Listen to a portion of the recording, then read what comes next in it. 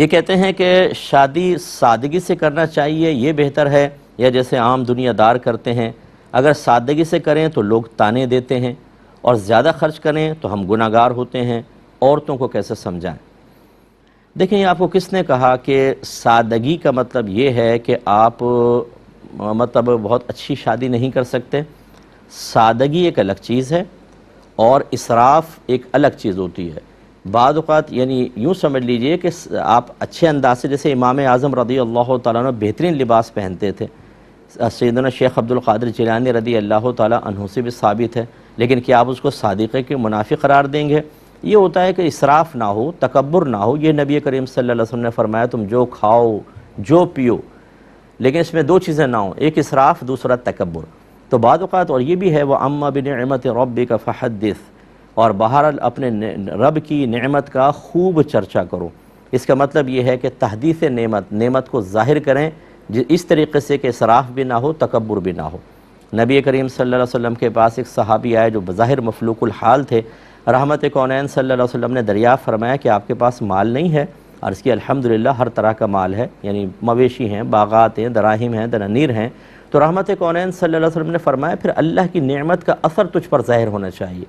تو اب یہ ذرا تھوڑا سا فرق ظاہر کریں، بیجا خرچ نہ کریں، اسراف نہ ہو، شادی کریں تو اس میں غریبوں کو بھی بلائیں، جس نے کبھی اچھے کھانے بعض اوقات نہیں کھائے ہوتے وہ شادی بیاہ میں آ کر کھا لیتا ہے، اور اس میں نمود و نمائش نہ ہو، دکھاوا نہ ہو، تو اس میں کوئی حرج نہیں۔ یہ دنیا دار کی شادی نہیں ہوتی، بلکہ یہ تو اگر صحیح اچھی نیت کے ساتھ انسان کرے تو یہ اللہ کی نعمت کا اظہار ہوتا ہے۔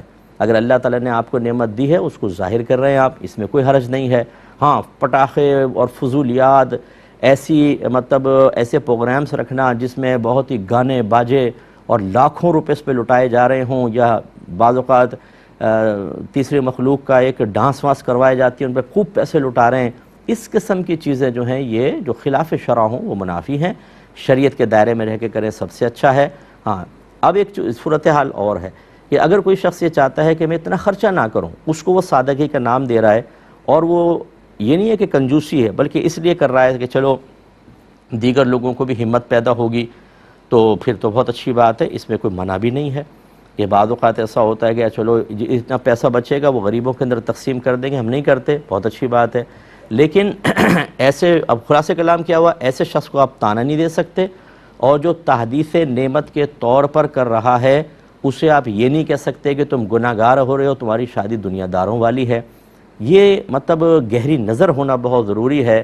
جب آپ کوئی فتویٰ دیتے ہیں، جب آپ کوئی فیصلہ کرتے ہیں، جب کوئی شرعی حکم لگاتے ہیں، تو آپ کے پاس اتنی تعلیمات ہونی چاہیے، اتنا آپ کا مشاہدہ گہرا ہونا چاہیے، اتنے علماء سے آپ ہدایات حاصل کر چکے ہوں کہ صحیح فیصلہ کر سکیں۔ اگر خدا نخواستہ آپ تقوی کے مصنوعی رنگ میں تقوی کا خواہ برقع پہن لیا اور اس طریقے سے جو صحیح جائز طریقے سے شادی کر رہا ہے آپ اسے بھی کہہ دیں گناہ گار ہے، دنیا دار قسم کا، تو آپ گناہ گار ہوں گے، وہ نہیں ہوگا۔ اس لیے فتاویٰ لگانے سے بیسٹ ہے جو ہم نے آپ کو سمجھایا، اس پر تھوڑا سا اچھی طرح غور کر لیا جائے۔ ایک ہی کسی نے پوچھا تھا کہ اللہ کی تعریف کیا ہے، اس کی ذات کا تعارف پیش کرنا چاہیں تو کیسے کریں گے؟ دیکھیں، اللہ تعالیٰ کی تعارف یہ پیش کرنا جامع ہے کہ اللہ تعالیٰ نام ہے اس ذات واجب الوجود کا جو تمام صفات کمالیہ کی جامع ہے، اور اپنے علم اور قدرت کے اعتبار سے ہر چیز کا احاطہ کیے ہوئے ہے۔ اللہ نام ہے ایسی ذات واجب الوجود کا۔ ذات واجب الوجود وہ ہوتی ہے کہ جو تمام وجودوں کا سبب بنے، خود اس کے وجود کا کوئی سبب نہ ہو۔ اس کا مطلب یہ ہے کہ جو ہمیشہ سے ہو، کیونکہ وجود کا مطلب یہ ہوتا ہے جو عدم سے پھر وجود میں آیا، اور اللہ تعالیٰ کے ساتھ یہ معاملہ نہیں ہے۔ اور ایک وقت تھا کہ صرف میرے رب کی ذات اور صفات تھی اور کچھ بھی نہیں تھا، پھر اللہ نے عالم کو پیدا کیا، یعنی اللہ کے ما سوا کو اللہ تعالیٰ نے پیدا فرمایا۔ اس کا مطلب یہ ہے کہ تمام وجودوں کا سبب اللہ تعالیٰ ہے، لیکن اللہ تعالیٰ کا کوئی سبب نہیں، کیونکہ وہ ہمیشہ سے ہے، اسے کہتے ہیں ذات واجب الوجود۔ دوسرا یہ کہ وہ تمام صفات کمالیہ کا جامع ہے، یعنی ہر اس کی ذات کے ساتھ ہر صفت کمال وابستہ ہے، ہر صفت کمال۔ تو جب صفت کمال کی وابستگی کہہ دی تو صفت کمال کا جسٹ اپوزٹ جو بھی نقص عیب ہے اس سے گویا کہ وہ پاک و صاف ہے۔ اور یاد رکھیں کہ صفت کمال بعض تو براہ راست اس کی ذات کے ساتھ وابستہ ہیں، ایک مختصر سا بریک لیں گے، ہمیں یقین ہے آپ ہمارے ساتھ ہی رہیں۔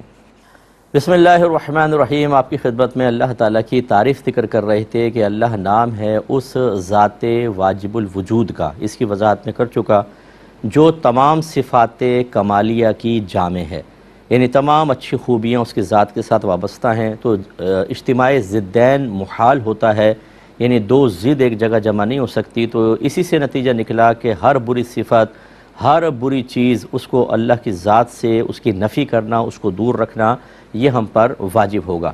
پھر صفت کمال دو طرح کی ہیں، ایک تو وہ جو براہ راست اس کی ذات کی طرف منسوب کر سکتے ہیں، اور ایک وہ جو اس کی مخلوق کی طرف منسوب ہوتی ہیں لیکن وہ اس کا اس وسیلے سے بہرحال وہ اللہ کا ہی کمال کہلاتا ہے۔ جیسے ایک آدمی بہت تیز دوڑ سکتا ہے، اس میں زبردست یہ وصف موجود ہے، تو یہ وصف اللہ کے لیے تو آپ ثابت نہیں کر سکتے، وہ سکون و حرکت اس کے لیے ثابت نہیں ہوتی ہے۔ تو لیکن جو یہ اس کی یہ صفت کمال ہے کہ یہ بہت تیز دوڑ سکتا ہے، یہ دی کس نے ہے؟ میرے رب نے۔ اس کا مطلب اگر میں اس شخص کی تعریف کرتا ہوں، اس میں ایک صفت کمال کا ذکر کرتا ہوں، تو اس کے ضمن میں یہ اللہ کا ہی کمال، بلکہ حقیقی طور پہ اللہ کا ہی میں کمال ذکر کر رہا ہوں۔ بلا تمثیل جیسے کوئی ایک تصویر بنائے اور میں کہوں کہ یہ تصویر بہت خوبصورت ہے، تو تعریف تو میں نے تصویر کی ہے، لیکن حقیقتاً میں مصور کی تعریف کر رہا ہوں۔ تو تمام صفات کمالیہ کی جامع اللہ تعالیٰ کی ذات ہے، اور اپنے علم اور قدرت کے اعتبار سے ہر شے کا احاطہ کیے ہوئے ہے۔ شے اسے کہتے ہیں جو موجود ہے، اور ممکن پر بھی اس کا اطلاق ہوتا ہے، یعنی اللہ کے ماں سوا ہر چیز کو شے کہہ سکتے ہیں آپ۔ تو ذرہ ذرہ شے کے اندر داخل ہوتا ہے، اور اللہ تعالیٰ کا علم اسے گھیرے ہوئے ہے۔ اس کا مطلب یہ ہے کہ کوئی بھی چیز اللہ کے علم سے باہر نہیں ہو سکتی ہے۔ بعض اوقات ہم ادھر کو دیکھ رہے ہوتے ہیں، ادھر سے غافل ہو جاتے ہیں، ہمیں نہیں پتہ ہوتا کہ سامنے والا کیا سوچ رہا ہے، لیکن اللہ تعالیٰ سے کوئی شے کبھی بھی مخفی نہیں ہوتی۔ جتنی بھی آپ اربوں کھربوں مخلوق کا حساب کر لیں، چاہے سمندر میں ہوں، زیر زمین ہوں، ہوا میں اڑ رہی ہوں، انسان، جنات ہیں، فرشتے ہیں، جو بول رہا ہے، جو سوچ رہا ہے، جو کر رہا ہے، ایک ایک فرد کو اللہ تعالیٰ جانتا ہے وہ کیا کر رہا ہے۔ اتنا زبردست اس کی طاقت ہے، جس پہ آپ غور کریں تو آپ کی عقل اس کو تسلیم کرنے سے عاجز آ جائے گی، لیکن اس کے اندر یہ طاقت ہے، اور وہ تمام چیزوں کا اپنے علم سے احاطہ کیے ہوئے ہے۔ کوئی شے اس کے علم سے باہر نہیں ہو سکتی۔ وہ حال بھی ہمارا جانتا ہے، وہ ہمارا مستقبل بھی جانتا ہے، اور ایک ایک حرکت، ایک ایک قلب پہ آنے والا خطرہ یہ اس کو معلوم ہے، اور ہر ایک کی طرف یکساں توجہ، یہ بھی نہیں کہ کسی ایک طرف کی توجہ دوسری طرف سے اس کو غافل کر دے، یہ نہیں ہوتا۔ اور قدرت کے اعتبار سے ہر شے کا احاطہ کرنے کا مطلب ہے کہ وہ ہر چیز میں جب چاہے جیسا چاہے تصرف کر سکتا ہے، کوئی شے اس کے قبضہ قدرت سے باہر نہیں ہے۔ وہ جس کو چاہے بیمار کر دے، جس کو چاہے اچھا کر دے، فنا کر دے، وجود میں لے آئے، وہ اللہ تبارک و تعالیٰ اس پر قادر ہے۔ تو اب جواب اس تعریف کیا ہوئی کہ اللہ نام ہے اس ذات واجب الوجود کا جو تمام صفات کمالیہ کی جامع ہے، یعنی اس میں تمام صفات کمالیہ موجود ہیں، اور وہ اپنے علم اور قدرت کے لحاظ سے ہر شے کا احاطہ کیے ہوئے ہے، اسے گھیرے ہوئے ہے۔ امید ہے کہ آپ سمجھے ہوں گے۔